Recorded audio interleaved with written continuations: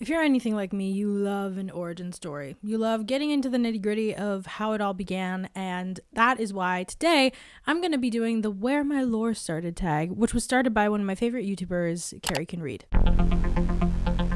I've been on BookTube for a really long time, and I loved the days when people were doing tags and tagging other creators, and it was super fun. And I think that this tag makes a lot of sense because I'm a relatively new BookTuber, and like I said, I really like hearing where everybody's reading journey started, and I felt like it was appropriate to share my own like villain origin booktube story.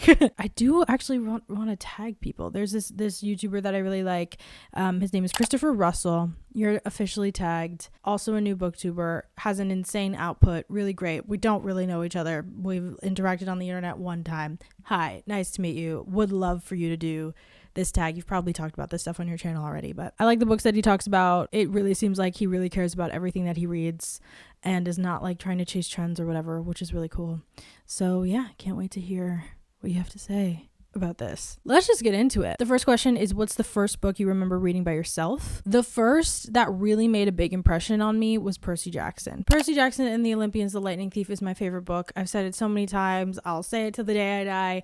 I love Percy Jackson. It's the first, not only the first book like that I really remember making an impression on me, but also the first series that I ever really remembered being excited for, like the next book to come out. And I'm still reading books in the Percy Jackson universe, and I started in like 2007. So it's been like almost 20 years of that whole universe and myself. And so we've got a good thing going. The next question is, what character did you most identify with in elementary school? So I'm actually gonna switch this question because I don't know about elementary school, but I know about middle school.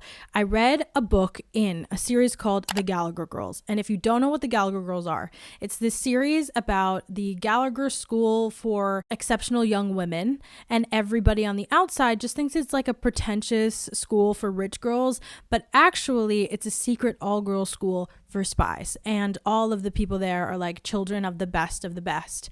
And it centers around this girl. Her name is Cammie Morgan. She's the daughter of the headmaster. Her parents were like it for everyone, and it's a spy story, but it's also a girl being a teenager story. It's like very cool coming of age / spy stuff. I read all the books. I loved them. I actually really highly recommend it. I wonder how they've aged. But there was a character in it called Bex, Rebecca Baxter, and she was from England. And she was so good that they let her be the first international Gallagher girl. So she's the only one who's not from America.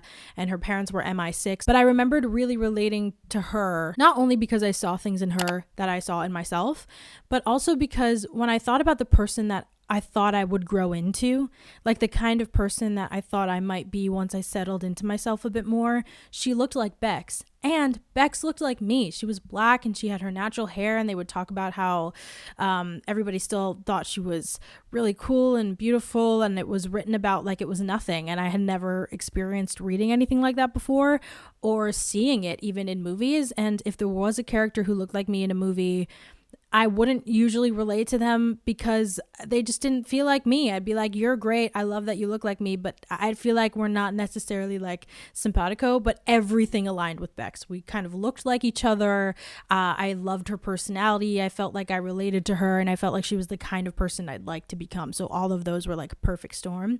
I will also throw in high school, I read Vampire Academy, and there was a character called Rose, the main character of Vampire Academy, that I also felt like I related to a lot. I never related to like the ingenue type or like the usual main character type, but I did relate to like almost the anti-hero badass kind of person. Not calling myself badass, but like wanting to be like that. That was like my aspiration always. This next one is, what was your elementary school comfort book? It was actually Twilight. I read Twilight probably when I was too young to read Twilight, and I read all of them so fast that my parents, my mother in particular, was like, I think you need to slow down. She like tried to take the books away from me, and I was like, that's not happening. I need to know what happens. I need to know if it's Edward or Jacob, and I need to know what, like, are they going to get married or not? Like, I was so into Twilight, and I used to read them at school and read books in school in general, and my teachers would hate it, so they would like take my books away. So I would usually bring 2 books to school, and I would start reading whatever book I didn't care about as much, so that when they took that book away, I was left with the book that I like really wanted to read. Big brain, big brain. This next one is, where or what was your safe space as a kid? I loved the library. I went to the library a lot, and one of my neighbors was a librarian at my local library. And so I would see her, I would spend a lot of time there. They got to know me. They would sometimes, if they got a book in like relatively recently, they would let me see it first in case I wanted to check it out, so I could be like the first person to check out a book. I remember doing that with the Cheetah Girls novel. Apparently they made books and they had the Cheetah Girls novel, and they were like, we just got this in, do you want to read it before I put it on the shelf? And I was like, yes I do. So yeah, I did that when I was a kid. And my grandma's house, I spent a lot of time at my grandma's house reading and watching a lot of movies. And I think that's probably where my love for movies as well came from, and where like the whole media side of my brain and personality kind of started, was at my grandma's house, just watching movie after movie after movie after movie. And sometimes we would make crafts, and like she would make me like the best food, but most of it was just movies. This next question is, how has your taste in books changed since you were a child? When I was a kid, I was really into fantasy. I feel like I was reading as other people were reading, right? Like I was reading The Hunger Games and Divergent and all of those books. I definitely, as I grew up, got into the whole like YA fantasy thing, read a lot of YA fantasy. And I also was reading a lot of like contemporary coming of age stories. So a lot of YA fantasy and contemporary coming of age stories that were like a little bit on the zanier, wackier side. So like if Perks of Being a Wallflower is like the gateway, then I remember reading like Kids of Appetite, if anybody knows that book, or Mosquitoland, if anybody knows that book. I think they're the same author, David Arnold. Okay, so this is Editing Christina, remembering that when I was a sophomore in high school, I did a project on Mosquitoland for my English class, in which nobody asked me to do this. I made a video drawing lipstick on my face, like one of the characters does in the book, and said an excerpt from the book, and then played it for my entire English class. And this was public on YouTube for a little while, and I'm gonna show it to you now. It sounds strange because it is. But it is. It sounds strange.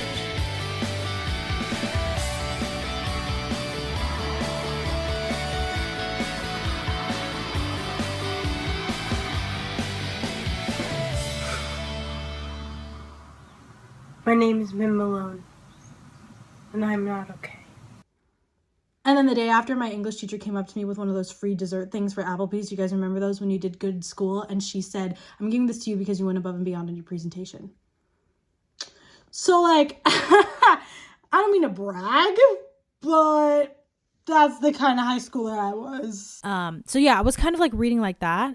And I think that that part has translated into my adulthood, but in like adult literary fiction. I tried to read a YA fantasy novel that not that long ago, and it felt very YA to me. And I just wasn't into it as much, and it did kind of break my heart a little bit, because I was like, oh, if I read this when I was like 17, I would have devoured this. But I just don't feel necessarily like that anymore. And I'm really interested in reading new adult stories and older stories. And I was reading that when I was younger too. But I think when I was younger, I could read older no problem. And now that I'm older, it's a little bit harder for me to read younger, which is a little sad, I guess. But also maybe it's great because, you know, we're growing up, moving on. I love like Sally Rooney now. But I also am now looking at more memoirs and more nonfiction that isn't a memoir and is actually just a story about something else. So a book that I'm really excited to read I have on my shelf is Little Devil in America by Hanif Abdurraqib, and I'm reading more things like that. I love Hanif Abdurraqib, and he's like an essayist, and he writes nonfiction and sometimes poetry, and he's a cultural critic, and I'm more into reading things like that: essays, cultural criticism, media criticism, nonfiction, shorter form things that are more like sometimes investigative journalism, like things like that. I really feel like I have my head in now. This next one is, did you feel inspired to read by your school? And if yes, how did your upbringing encourage reading? Yeah, I did. I did like the whole scholastic thing. I was so excited anytime like the scholastic bus came to school or whatever, and then they would set up in the gym. Do you guys remember this? And it was almost like a little like mini book con. Can you believe that BookCon is coming back, by the way? I went to BookCon 3 years in a row, two or 3 years in a row with one of my best friends, and it's coming back next year, and we're like, we gotta go. But it was like a little mini BookCon, and they had stalls and different books, and you would like run to the one where that had like the R.L. Stein or whatever, or like whatever kind of book was getting the most buzz at the time. So like the R.L. Stein would go really fast, the Captain Underpants would go really fast, the Diary of a Wimpy Kids would go really fast. I loved to do that. I did like the summer reading challenges at my library. I remember winning one year. My parents would read to me and were very expressive. My parents are really good storytellers in different ways, and so was my grandmother. And so I think that's how I also, again, developed a love for storytelling, because they were great at it. So yeah, I did. I'm fortunate enough to be a part of a family that really encouraged it.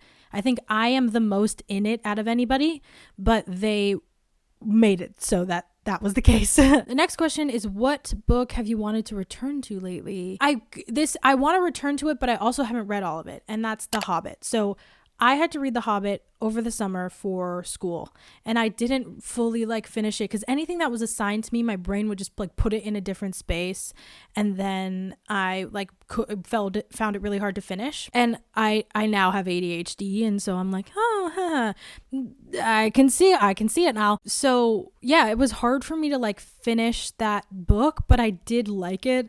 And I think that I would just adore the world of The Lord of the Rings. And I think now, with the perspective that I have, the experience, the media literacy, the literacy that I've gained as I've read books my whole life, I'd be really interested to read them as an adult who feels a little bit more privy to that, and pull out the bigger themes about those novels, because obviously most YA fantasy, or any fantasy novel ever, is like an allegory for something, or a metaphor for something, or trying to communicate a specific idea, right? That's not revolutionary. We can kind of get from A to B. So I'm curious as to what those ideas are in The Lord of the Rings, because they stick with people so strongly, and to be that convicted about a certain series makes me think that there's something really significant in it. And so I'd love to know what those lessons or ideas are. This next question is, my favorite or most formative YA series, and this took me a second to think about, but I think it's The Mortal Instruments. I think it's like the Shadowhunter Chronicles. I'm still reading Shadowhunter Chronicle books and loving them. Like, I'm a Shadowhunter girly for life. I talked a little bit in my 2024 wrap-up video about a book I read called Other Significant Others by Raina Cohen. In that book, she was essentially arguing that there are beautiful things to be found in platonic relationships, and what would life be like if we decentered marriage as like the central relationship, and instead centered platonic relationships. And it's not an anti-marriage book by any means. It's not saying no marriage, yes friends. It's saying yes marriage and yes friends. And the reason why I'm bringing that up is because I felt like my heart was really open to that, and to that realm of thinking, and interested in that particular research, because my understanding of friendship and found family is colored by a lot of things, but it's also really significantly influenced by the way that I read the Mortal Instruments series, and the way that I read about parabatai. And if you don't know what that is, the Mortal Instruments is about a girl, Clary Frey. She turns 16, and when she turns 16, a crazy thing happens. Her mother gets kidnapped, and then she realizes that she's actually a shadow hunter. And a shadow hunter is a person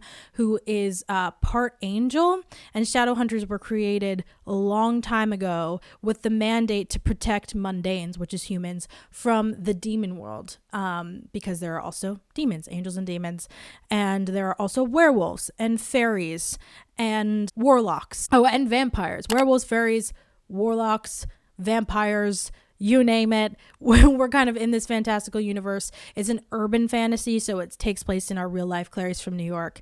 And parabatai is a thing that you can have in the Shadowhunter world, where you kind of meld with another person. On paper, you're supposed to be better warriors when you are parabatai with someone. You're kind of inextricably linking yourself to another person. So you're both stronger because you gain strength with each other, but it's more than that. It's treated as this sacred relationship that is actually not romantic, and being romantic with your parabatai is like outlawed. You can't have it with a romantic partner. So it's a life partner that you choose for yourself that's kind of a soulmate, and it is revered in the world. And because of that, they think about relationships differently. And the found family that exists in these books are some of the best found families I've ever read, and they mean so much to me. They've changed the way that I've thought about friendship, or at least significantly influenced it.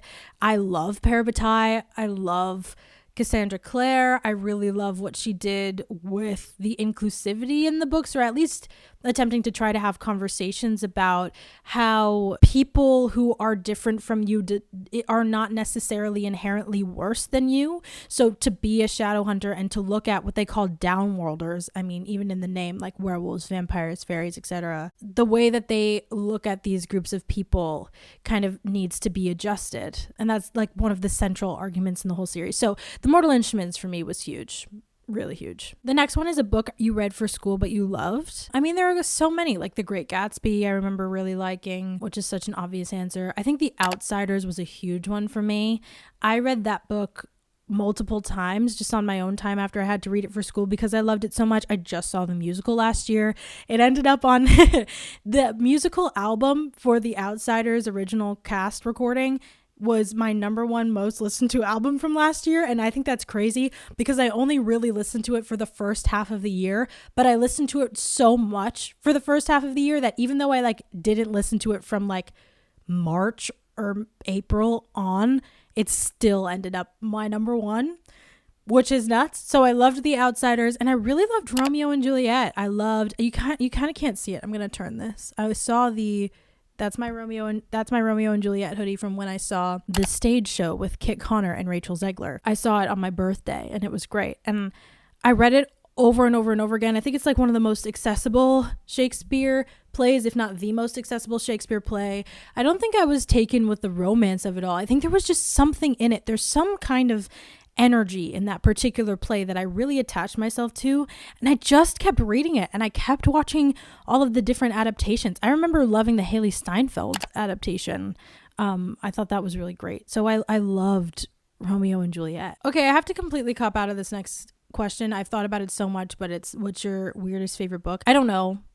Like, the only thing I could think of was Red, White, and Royal Blue. I don't actually think that's weird. I don't have a weird favorite book. And I really don't know. As soon as I post this, I'm probably going to think of what it is. If I do, I'll leave it in the description or something if I think of an answer. Sorry, I don't have an answer to this. I wish I did. I just don't. This next one is, if your 13-year-old self could live in a fictional world, which would it be? And is it different from the world you'd choose now? I was probably reading Percy Jackson. I probably would have picked Percy Jackson. I think I would have wanted to be a demigod, and I never knew who my godly parent was. I'm pretty sure now it's Apollo or Poseidon. I think I'm like an Apollo or Poseidon girly, or Zeus. Someone made the argument for Zeus. Oh no, I took a quiz and they told me I was Zeus, and I was like, I could maybe get on board with Zeus, but not for the reasons that you said. I don't know. If anybody out there has a good godly parent quiz, please send it my way. I still am asking myself this question to this day, so I don't actually think it's different. I think I would probably still want to be a demigod. To be honest, I don't want to be in a lot of fictional worlds because most fictional worlds exist and we're reading their stories because something terrible is happening. So I'm like, I'd rather not. I've never read Legends and Lattes, but that seems like a little cozy fantasy book where there are like fantastical things, but everybody's fine. And that sounds awesome. So maybe Legends and Lattes. And finally, there's a question. Is there a newly released book you wish you had when you were younger? Legendborn. I need to get on the Legendborn train. I have heard so much about it, and it's about King Arthur. It's like a King Arthur retelling, and I had a huge phase in high school where I was trying to look up a bunch of literature about King Arthur. I was like, oh, what's the origin of this thing? And as I looked, the material just kept expanding and expanding, and all of the resources kept expanding. And I was like, whoa, this has existed for a long time. And I just don't think I understood how much literature existed about King Arthur. So I had a huge King Arthur phase. So that mixed with the character who looked like me at the forefront of a fantasy series that, from what I can understand, is incredibly well written with really interesting characters and character arcs. Like, I really want to read those, and I wish I had them when I was younger, and I need to read them now. I got to get on that. Maybe I'll make a video reading Legendborn for the first time. All right, y'all. Those are all the questions. I am melting over here. It is like so hot. I'm still technically in a heat wave, and I don't have my air on right now because it's too loud. So I gotta get out of here. But thank you so much for watching. I hope the people that I tagged do the video. I'm gonna be making videos a little bit more frequently on this channel, which I'm really excited about. My life has shifted in a way that makes that a little bit more accessible for me, so that's really fun. Follow me on Instagram at ChrisSophia13, Insta and TikTok. I'm making a bunch of videos there. I also have a little music thing. You can look at that in the description if you really would like to. And of course, don't forget to subscribe because that really, really helps. Thank you so much. Have a great day. Read a book.